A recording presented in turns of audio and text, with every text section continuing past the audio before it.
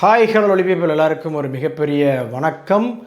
ஒரு பேரே வரலாறு அப்படின்னு சொல்லிட்டு ஜனநாயகன் படத்துடைய செகண்ட் சிங்கிள் இன்றைக்கி வந்து ரிலீஸ் பண்ணியிருந்தாங்க. So gearing up for January 9th worldwide grand release Jananayagan Vijay சாருடைய கடைசி படம் அப்படின்னு சொல்லியிருக்கிறாங்க. பட் அரசியல் நிலைப்பாடெலாம் என்னென்ன மாறப்போகுது அப்படின்றதெல்லாம் பொறுத்து அடுத்து மறுபடியும் நடிப்பாரா மாட்டாரா, ஆனால் இப்போதைக்கு இதுதான் அவருடைய கடைசி படம் அப்படின்னு சொல்லியிருக்கிறாங்க. ஓகேங்களா? ஸோ அதில் வந்து ஃபஸ்ட்டு பார்ட் ரிலீஸ் ஆகிருந்துச்சு, தளபதி கச்சேரி. என்ன தான் அனிருத் அவருடைய பழைய பாட்டு எல்லாத்தோடைய சேர்த்து ஒரு அவியலாக இருந்தால் கூட ரசிக்கும்படியாக அவருடைய ஃபேன்ஸ் வந்து பயங்கரமாக கொண்டாடினாங்க. ப்ளஸ் எல்லாருமே அந்த ஒரு மாதிரி ஒரு பெப்பி நம்பரை என்ஜாய் பண்ணுறாங்க. எல்லாருமே அந்த பாட்டை வந்து பயங்கரமாக என்ஜாய் பண்ணாங்க. ஸோ இந்த பாட்டு வந்து பார்த்திங்கன்னா நம்ம விஜய் சாருடைய டிவிகே கட்சி அதில் ஒரு 2 பாட்டு விட்டுருந்தாங்க இல்லையா, உங்கள் விஜய் அது ஒன்று, அப்புறமா அதுக்கு முன்னாடி ஒரு கொடி பாட்டு ஒன்று விட்டுருந்தாங்க. ஸோ அந்த 2 பாட்டுக்கு அடுத்ததாக இந்த 3வது பாட்டாக இந்த பாட்டை சேர்த்துக்கலாம், ஒரு பேரே வரலாறு. ஆக்சுவலாக அனிருத் அவருடைய ஸ்டாண்டர்டை வந்து பார்த்திங்கன்னா நம்ம தமன், அதுக்கப்புறமா இந்த டங்க டக்கரன்னு அடிக்கிற அந்த கேட்டகரிக்கு வந்து மாற்றிருக்காப்புல இந்த படத்துக்காண்டி இறங்கி ஒரு சம்பவம் பண்ணணும் அப்படின்னு சொல்லிட்டு.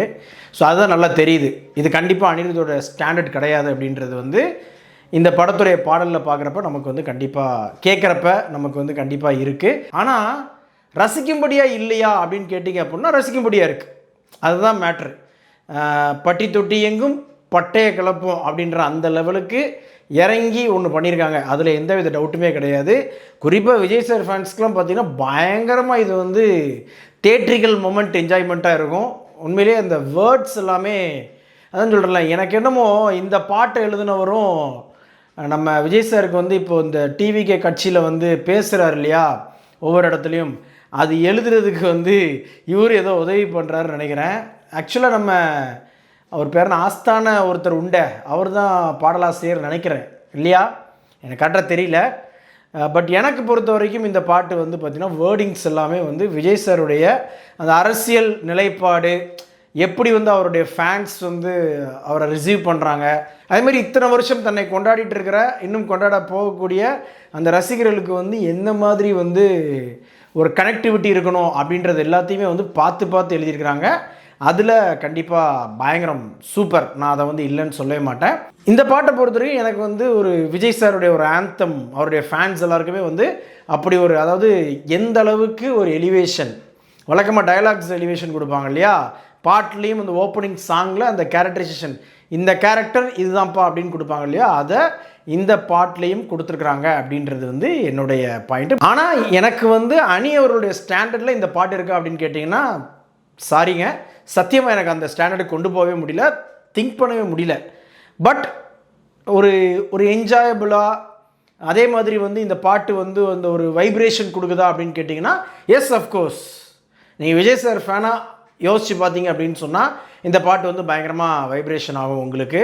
அதுக்காகவெல்லாம் நாங்கள் வந்து விஜய் சார் ஃபேன் ஆக முடியுமாடா அப்படின்னு கேட்டிங்க அப்படின்னா கொஞ்ச நேரத்துக்கு வாடகை கூப்பிட்டு பாருங்கள். ஆமாம், அதே மாதிரி வந்து முழுக்க அவரோட அரசியல் அந்த விஷயம் வந்து வந்துடுது. என்ன அந்த கொள்கை தலைவர், திமுக எதிர்ப்பு, இந்த மாதிரியான விஷயங்கள் மட்டும் அதில் இல்லை. மற்றபடி வந்து சிங்கம், அதே மாதிரி மற்ற சில விஷயங்கள் அவரை பற்றி அவர் நிறைய பேசிகிட்டு இருப்பார் இல்லையா, அது எல்லாமே வந்து இந்த பாட்டில் இருக்குது அப்படின்றது தான். ப்ளஸ் அவருடைய ஃபேன்ஸோடு அவர் கனெக்ட் ஆகிற அந்த விஷயங்கள் எல்லாமே இந்த பாட்டில் வச்சுருக்கிறாங்க. ஸோ படத்தில் இதை எந்த மாதிரி ஃபிட் பண்ணுறாங்க அப்படின்றத நம்ம பொறுத்திருந்து பார்ப்போம். ஊரில் ஒரு ஹூக் ஸ்டெப்லாம் போட்டிருப்பார், உண்மையிலேயே விண்டேஜ் விஜய் சார் தான். பழைய பாடல்கள் நீங்கள் நிறையா பார்த்தீங்கன்னா தெரியும், அவர் வந்து ஒரு மாதிரி ரொம்ப கஷ்டமான ஸ்டெப்ஸ்லாம் போடுவாப்புல இல்லையா. ஸோ அதே மாதிரி ஒரு விஷயம் வந்து இந்த பாட்டிலையும் பண்ணியிருக்காப்புல.